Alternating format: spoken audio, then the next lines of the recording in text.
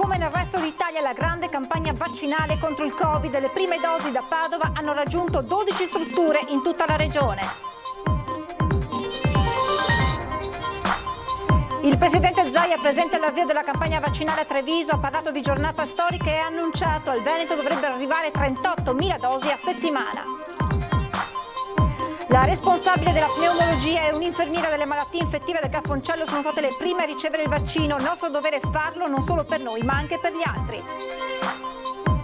Dopo le lunghe code di ieri, anche oggi mattinata difficile ai drive-in della Marca, ma l'ULSS 2 è subito corsa ai ripari, raddoppiate le postazioni tamponi.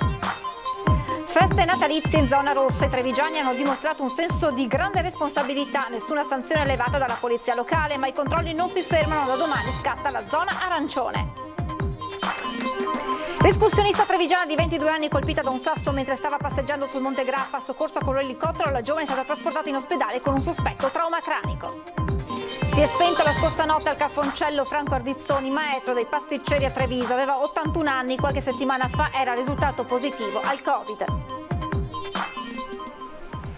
Telespettatori di Antenna 3, buonasera, buona domenica e ben ritrovati con l'edizione trevigiana dei nostri telegiornali, che si apre naturalmente con la giornata del V-Day, la giornata che ha dato di fatto l'avvio alla campagna, questa grande storica campagna vaccinale contro il coronavirus. Alle 12 in tutte le strutture della regione dove sono arrivate le prime fiale sono stati inoculati i primi vaccini al personale socio-sanitario. A Treviso presente anche il governatore Zaia.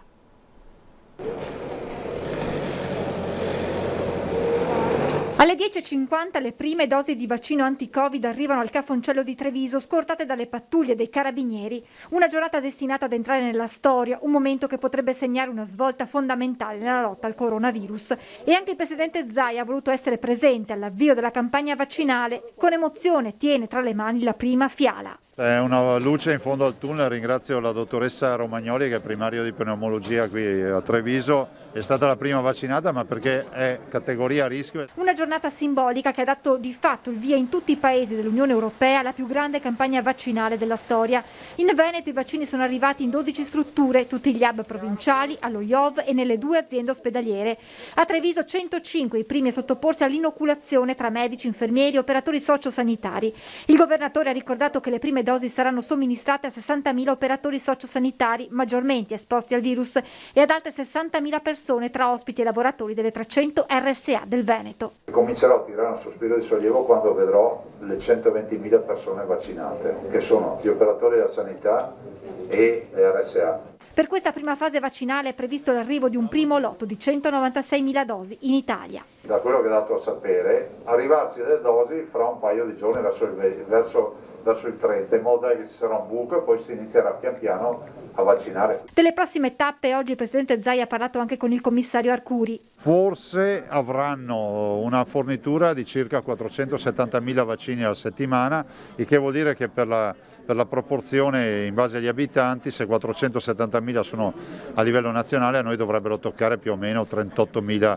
vaccini a settimana, quindi vorrà dire che faremo 38.000 vaccinazioni a settimana. La seconda dose di vaccino verrà inoculata 21 giorni dopo la prima. Però già al 12° giorno c'è già risposta anticorpale con la prima iniezione. Se da un lato la vaccinazione resta su base volontaria, dall'altro è fondamentale raggiungere la cosiddetta immunità di gregge. E avere l'immunità di gregge significa di fatto placare questo virus fino in fondo. Bisogna raggiungere il 65% dei vaccinati.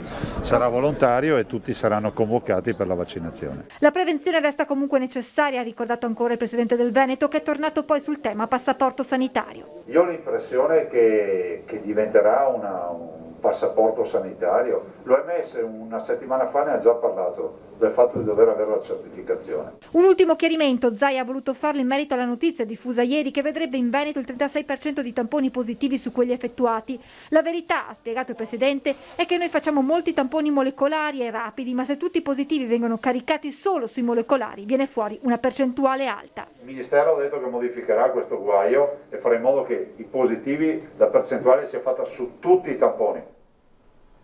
La responsabile della pneumologia e un'infermiera del reparto delle malattie infettive del Cafoncello sono state le prime due a ricevere il vaccino anti-Covid.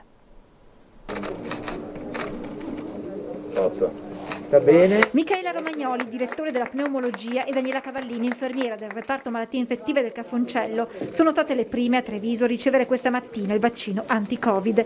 Negli occhi l'emozione, ma anche la consapevolezza di quanto sia importante la vaccinazione per combattere definitivamente il coronavirus. Credo fermamente nella ricerca scientifica e credo assolutamente in questo vaccino. Se non facciamo la vaccinazione credo che sarà molto difficile uscire da questa pandemia, e quindi non solo per me stessa ma come esempio. Sono mesi che stiamo soffrendo in maniera come non è mai successo, tuttora, perché non è che è finita, tuttora in questi reparti. Nel mio reparto, terapia intensiva, abbiamo un turnover notevole di pazienti. Dopo tante difficoltà sia giusto ricorrere a qualcosa di diverso, e quindi lo faccio per me e anche un po' per gli altri, sicuramente. Però non ho paura, voglio dare fiducia alla scienza.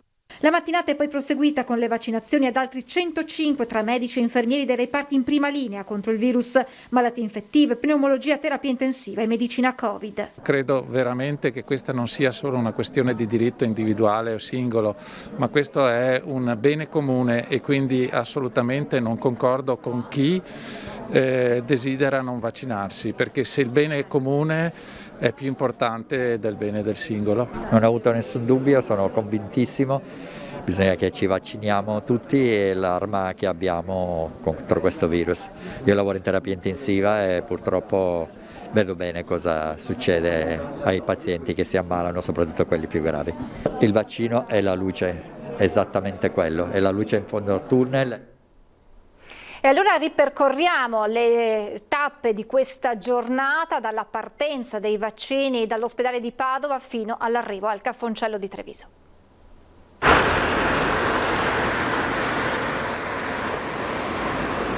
Sono le 10 quando le prime fiale di vaccino anti-Covid lasciano l'ospedale di Padova, dove sono arrivate alle prime ore di questa mattina dallo Spallanzani di Roma.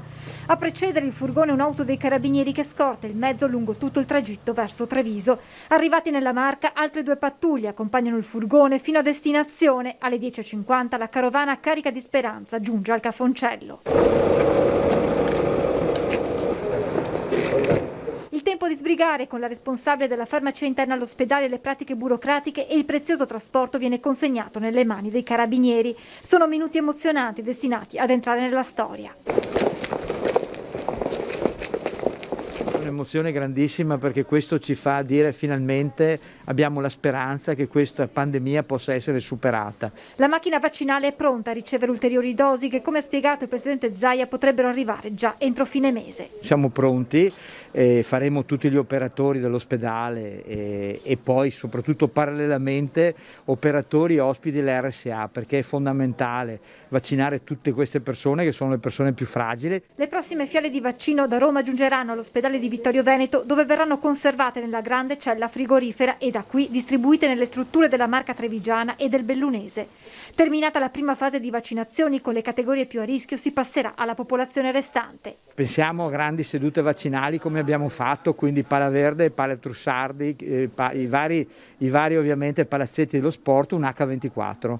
Quindi faremo turni di vaccinazione partendo dalla mattina e arrivando fino a tarda notte, per cui in modo tale da poter coprire velocissimamente tutta la popolazione. E ai cittadini va l'appello del direttore generale. Per cortesia, aderite alla vaccinazione, fatevi i vaccini in modo tale da poter pensare che avremo una primavera libera da Covid. 40 le dosi arrivate nel Bellunese, 20 alla San Martino, somministrate in modalità drive-in, altrettante a Feltre nella sala convegni dell'ospedale. A San Martino hanno scelto la modalità drive-in per la somministrazione delle 20 dosi al personale sociosanitario. È su scala volontaria, ricorda l'assessore regionale alla protezione civile Giampaolo Bottaccin. Lo farà chi vorrà farlo. Ovviamente si dà una priorità, quindi i primi sono i più esposti, i medici e tutti i sanitari, quindi gli infermieri, gli OSS, cioè tutti coloro che sono stati per 9 mesi, li ringraziamo, in prima linea a combattere contro il virus. Dopodiché ci saranno le case di riposo dove ci sono naturalmente le persone più esposte, poi si partirà per fasce di età dai più anziani ai più giovani. Intorno alle 12 sono iniziate le operazioni, emozionato il personale sanitario. Chi fa vaccinazioni da una vita come noi sa che ci sono giorni nei quali un vaccino può cambiare la storia di una malattia. È accaduto per il vaiolo, è accaduto per la poliomielite, in parte è accaduto per la vaccinazione antipertosse, per la vaccinazione antimorbillo. Tutti ci auguriamo che accada per il vaccino anti-Covid. Elena è un'infermiera dell'ospedale Covid di Auronzo di Cadore, emozionata e felice di essere tra le prime a vaccinarsi. Vedevo l'ora, mi sono offerta anche di essere tra le prime proprio per questo. Sì, lo aspettavamo tutti con ansia perché veramente ci ha condizionato la vita questa malattia per così tanti mesi e questa insomma è un'opportunità da non perdere per tutti. Anche Michela, OSS all'ospedale di Auronzo, per nulla preoccupata, ci spiega come ha affrontato queste ore prima del vaccino. Ho fatto pomeriggio ieri, stasera farò il turno di notte, sono tranquilla e insomma siamo fiduciosi, ecco, siamo qua per dare il buon esempio perché crediamo che come operatori sanitari sia giusto che ci mettiamo davanti come lo facciamo in tante altre occasioni, ecco. 20 dosi sono arrivate qui a San Martino e altre 20 all'ospedale di Feltre. Ma la prima tappa in Veneto dei vaccini è stato l'ospedale di Padova, dove sono arrivati alle 8 dallo Spallanzani di Roma, destinati poi proprio al resto del Veneto nei mezzi scortati dai carabinieri. Ad attenderli a Padova il direttore generale della sanità veneta Luciano Flor. Eccolo il furgone che alle 8 del mattino ha raggiunto l'azienda ospedaliera di Padova. Scortato dai carabinieri si è fermato nel piazzale ad attendere le dosi destinate al Veneto il direttore generale della sanità regionale Luciano Flor. Mi raccomando, questa è la prima giornata da quando è iniziata questa pandemia. Le parole emozionate del direttore, questo è il giorno più importante dall'inizio della pandemia. Poi la scatola trasportata all'interno del nosocomio, 220 le dosi per gli ospedali padovani. La prima vaccinata, visibilmente emozionata, è stata Alice Soldà, infermiera del pronto soccorso all'ospedale di Schiavonia, dove, lo ricordiamo, a febbraio si è registrata la prima vittima Covid, Adriano Trevisan di Vo. I vaccini poi sono stati inviati a tutte le province. A Venezia sono arrivate poco più di 150 dosi divise tra l'ULSS 3 Serenissima e l'ULSS 4 Veneto Orientale. Emozione e speranza, ci dice Carlo Bramezza. Un sospiro di sollievo perché veramente quello che stiamo vivendo, abbiamo vissuto in questi mesi e che ci aspetterà anche nei prossimi mesi per il nostro personale sanitario, è un periodo veramente difficile, di grande stanchezza, anche se di grande fiducia, e quindi iniziamo a vedere veramente questa luce in fondo al tunnel, per cui siamo tutti un po' rilassati. Il fatto di vedere per la prima volta questi vaccini mi ha un po' emozionato e mi ha fatto tirare un sospiro di sollievo. Da Venezia a Verona, circa 200 vaccini nella città scaligera. Presso gli ambulatori del Polo Confortini è stata somministrata alla professoressa Evelina Tacconelli, direttore dell'unità operativa complessa malattie infettive e tropicali, la prima dose del vaccino anti-Covid dell'azienda ospedaliera universitaria integrata di Verona.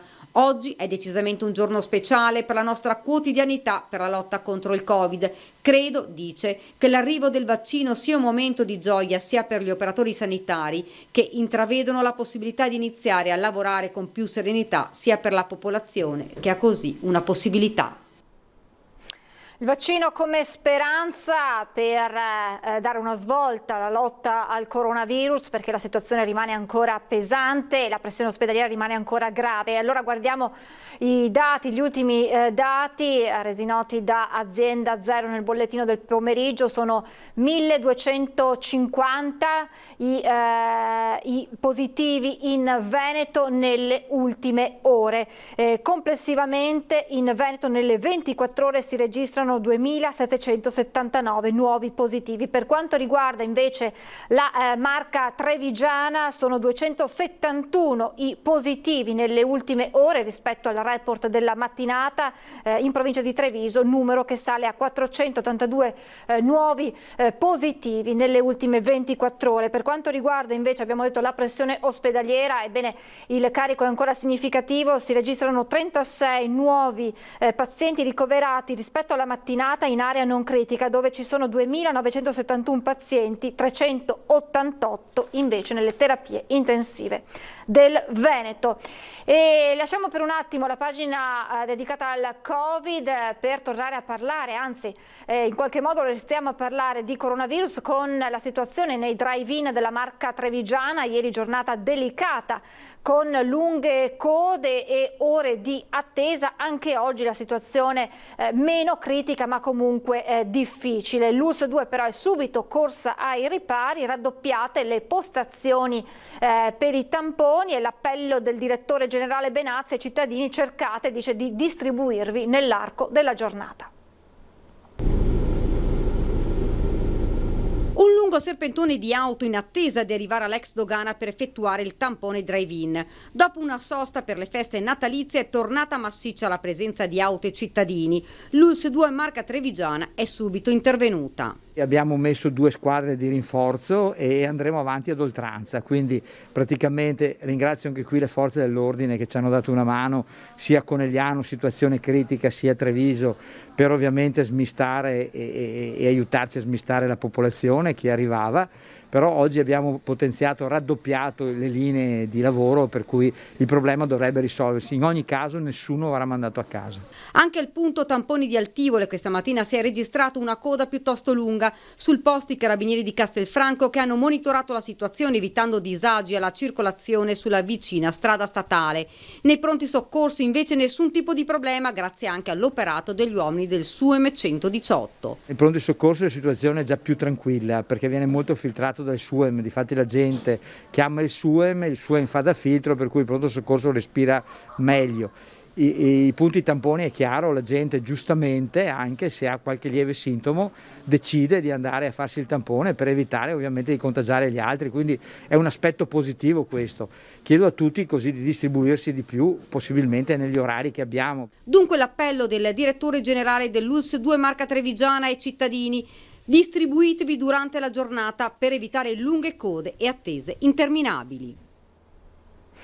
Voltiamo pagina. Dopo 2 giorni di tregua dal punto di vista meteorologico si attende un peggioramento della situazione con l'arrivo di precipitazioni anche in pianure. Così con un post su Facebook il sindaco di Treviso Mario Conte scrive: questa notte entreranno in azione 6 mezzi spargisale del comune di Treviso e della protezione civile di Treviso. Eccolo nella foto. Alle 4 di domani mattina sono previste infatti precipitazioni nevose su Treviso. Nelle prime ore della mattinata raccomanda il sindaco Conte massima attenzione alla guida. Questo dunque il piano antineve del comune di Treviso in attesa di questa annunciata nevicata nella notte. Noi invece adesso ci fermiamo per qualche istante di pubblicità, tra poco.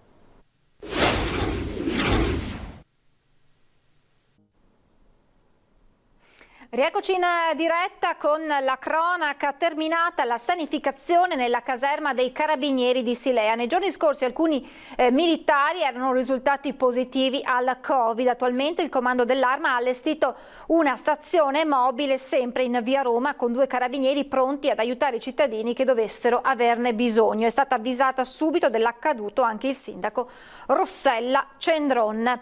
Ed è stata colpita, incidente in montagna ai danni di un escursionista, colpita come detto da un sasso. La giovane ha perso i sensi, si tratta di una 22enne di Borso del Grappa che stava risalendo con un'altra persona alla mulattiera in un tratto prossimo alla parete quando è stata centrata alla testa. Il grave incidente è avvenuto in Valle di San Liberale sul Monte Grappa. La ragazza è stata soccorsa dall'elicottero del SUEM di Treviso.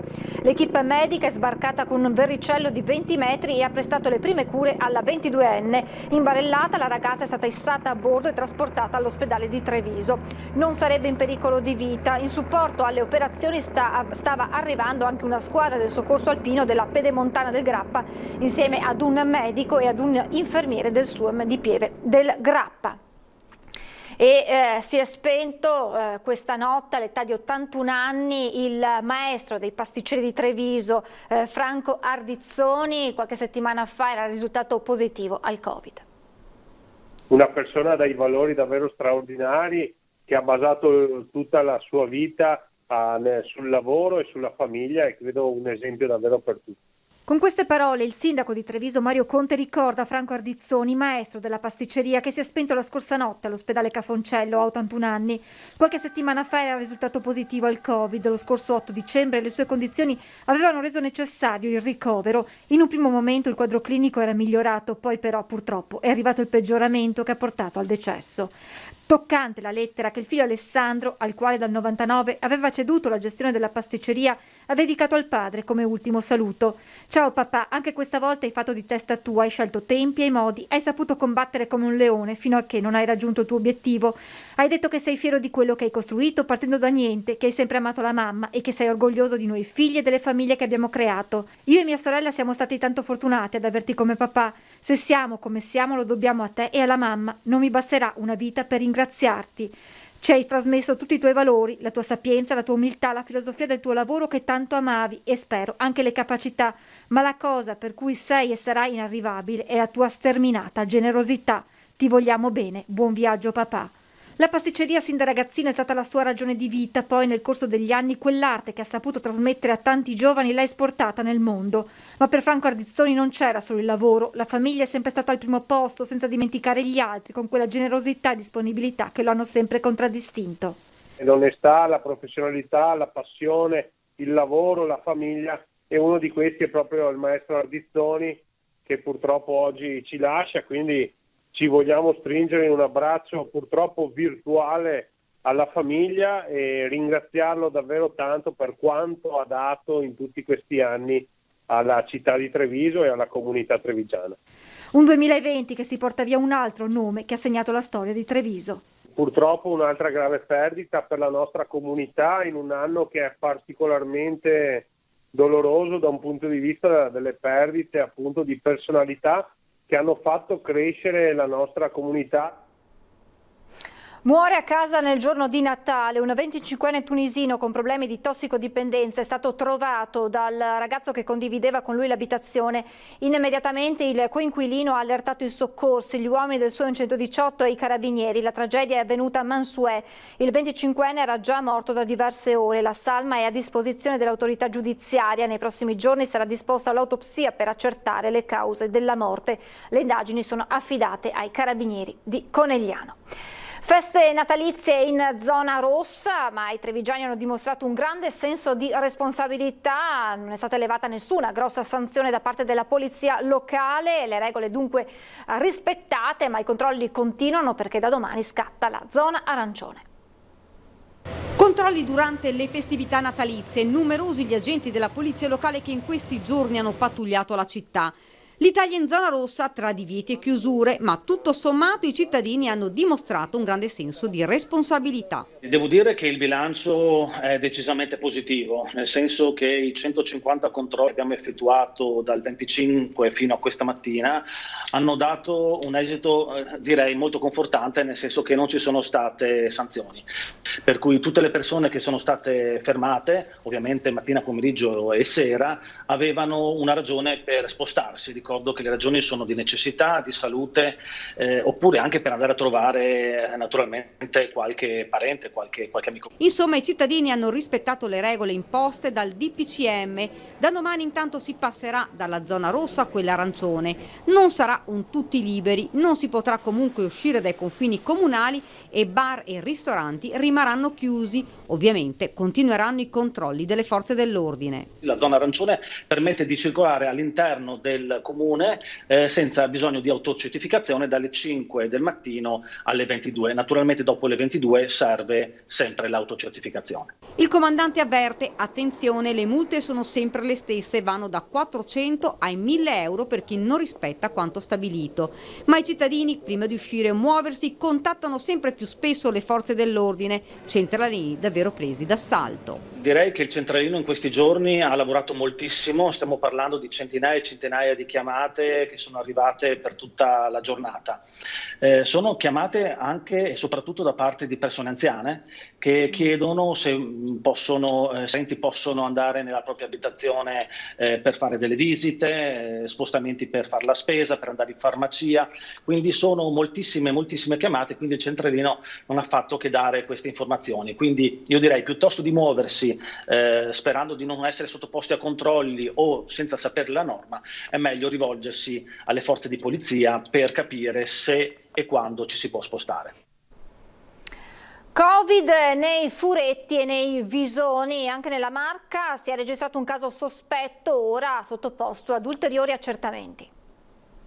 Abbiamo avuto purtroppo anche noi nella Marca trevigiana un caso di un soggetto che, malgrado le cure in terapia intensiva, è morto con una forma respiratoria molto grave. In questo momento vi è esclusivamente un sospetto. Diego Cattarossi, veterinario esperto di animali esotici, spiega come anche nel suo studio sia arrivato qualche giorno fa un caso sospetto di Covid in un furetto. Al momento un primo esame istologico ha mostrato un quadro sovrapponibile con un coronavirus. Si sta procedendo ora alla tipizzazione per vedere se si tratti o meno di Covid. Se ciò dovesse avvenire, sarà a nostra cura allertare e avvisare le autorità sanitarie competenti. Visoni e furetti da sempre si sono dimostrati sensibili ai vari ceppi di coronavirus, spiega il veterinario. Quindi ci aspettavamo che tutto il gruppo, dei mustelidi potessero essere sensibili, e purtroppo questa è stata la realtà dei fatti. I furetti domestici invece sono, sparsi nelle famiglie italiane come in quelle europee, e purtroppo abbiamo già molti casi dimostrati di infezione mortale trasmessa dall'uomo al furetto. In caso il proprio animale mostri sintomi particolari è fondamentale rivolgersi agli specialisti. Il rischio, come è accaduto durante la prima ondata quando si verificarono casi Covid nei gatti, è che possano aumentare gli abbandoni. È stato dimostrato il passaggio dall'uomo agli animali del virus. Non è mai stato dimostrato il contrario, il passaggio dagli animali al virus. Non abbandonate gli animali, non c'è nessun motivo di farlo.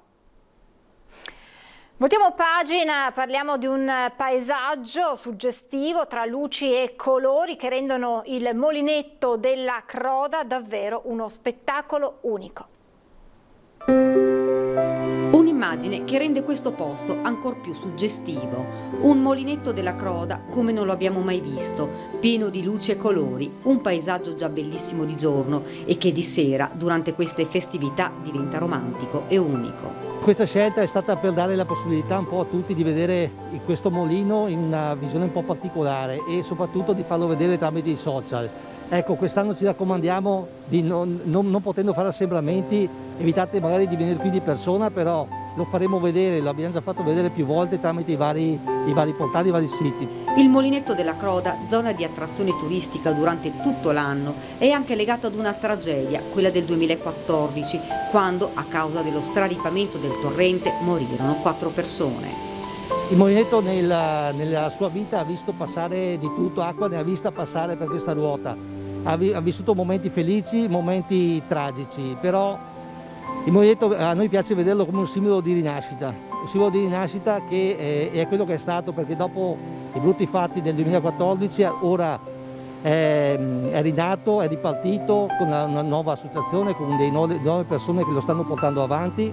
L'acqua che passa, la ruota che gira, un simbolo di vita. Speranza è la parola che il sindaco usa, perché di speranza abbiamo più che mai bisogno ora, dopo questa pandemia e questi mesi, che hanno scritto una pagina di storia terribile. Ma noi, dice il sindaco, ce la faremo. Noi siamo gente tenace, forte, che ha voglia di vivere soprattutto. Ecco, io ne approfitto anche per ringraziare un po' quelle persone che in questo periodo hanno dato tutto loro stesse per aiutarci a superare questa pandemia.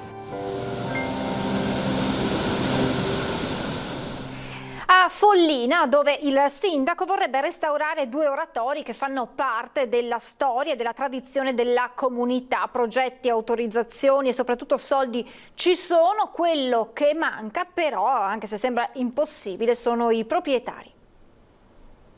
L'appello ai possibili proprietari è che si facciano vivi, che il comune, l'amministrazione di Follina vuole entrare in proprietà di questi beni per riuscire poi a metterli e a restaurarli e metterli a posto. Parte dai nostri microfoni questo singolare appello, perché se c'è la volontà, ci sono i soldi. Qui a Follina, per la chiesetta di San Clemente e il piccolo oratorio di San Tomio, quello che manca sono i proprietari. Sembra impossibile nell'epoca dei satelliti e della digitalizzazione, ma come si vede nei mappali, questo fazzoletto di terra e sopra relativa chiesetta di fatto non hanno padrone. O meglio, sicuramente ce l'hanno, ma non si riesce a raggiungere. Le ultime tracce si fermano al signor Ruggero Botteselle, che però non si sa dove viva e soprattutto se sia ancora in vita. In caso contrario risulterebbe impossibile arrivare agli eredi, sempre che ce ne siano. Insomma, un bel ginepraio per una chiesetta che fa parte della storia della comunità di Follina, considerando che, Covid a parte, ogni Pasquetta la gente arriva qui per un personale pellegrinaggio. Ecco perché il sindaco non molla e vuole recuperare sia San Clemente che il piccolo San Tomio. Versano in precarie condizioni e se vogliamo parlare di mistero è che non riusciamo a rintracciare i veri proprietari, perché sia la chiesa di San Clemente sia la chiesa di San Tomio sono proprietà private da sempre. E la proprietà privata, soprattutto se con chiesetta sopra, è sacra e non c'è alcuna possibilità di esproprio per irreperibilità del proprietario. Del resto il sindaco punta più all'armonia che a un colpo di mano. Proprio attraverso voi spererei che i proprietari si facessero vivi, magari per fare una donazione al comune che poi si incaricherà del loro restauro, perché non è possibile lasciare andare in deperimento dei beni così importanti. E con questo appello termina la nostra edizione del telegiornale. Vi lascio come sempre alle previsioni del tempo. Grazie per essere stati con noi e buona serata.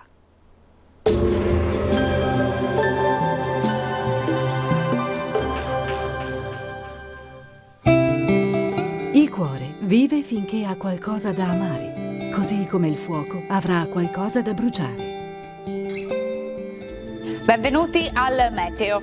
Una forte perturbazione raggiunge il nostro territorio causando un tempo spiccatamente instabile.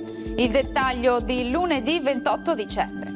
Sul Veneto sin dal mattino cielo molto nuvoloso con piogge diffuse, localmente saranno anche intense. Non si esclude anche qualche fiocco di neve misto a pioggia fino a bassa quota nelle aree pedemontane. In serata saranno possibili invece delle pause più asciutte. Temperature minime tra -1 e 3 gradi, massime invece tra i 5 e i 9 gradi. Ci spostiamo ora sul Friuli Venezia Giulia, dove la situazione sarà per lo più la stessa. Molte nubi, precipitazioni su tutti i settori, in montagna locali nevicate. Temperature minime fino a 3 gradi, massime sugli 8-10 gradi. Uno sguardo infine alla situazione del Trentino Alto Adige. Anche qui il tempo risulterà decisamente variabile, con qualche pioggia e anche con locali nevicate.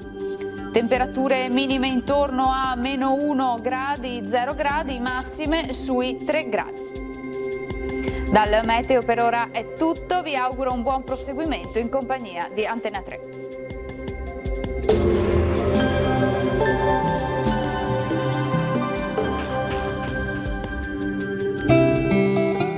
Il talento è scintilla, il genio, fiamma.